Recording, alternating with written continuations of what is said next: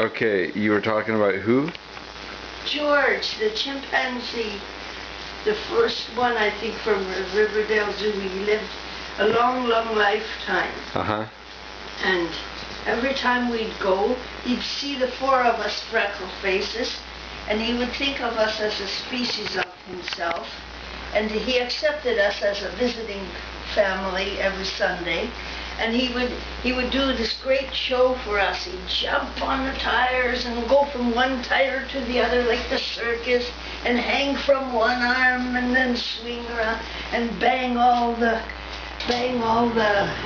cages and make a big bombastic noise. Like 1 out of 7 times or something? Yeah, and then as he got older, he got more and more depressed, and it's very sad to see really? Yeah. a gorilla or a chimp when they start to get depressed. Yeah.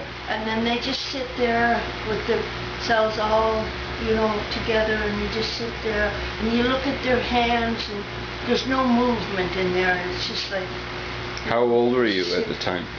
Well, we were growing, we were from the time we were babies to the time we grew up and we were teenagers. Same guy, George? Yeah, and they got 2 new chimps, but they weren't George, They were a little brother and little sister, Lulu and her brother. I forget the brother's name well. But they were cute and everything, but George was like family, And when he died, they had his picture in the Toronto Star. Oh, really? And we all cried because we loved George so much. And I could see him getting sadder and sadder.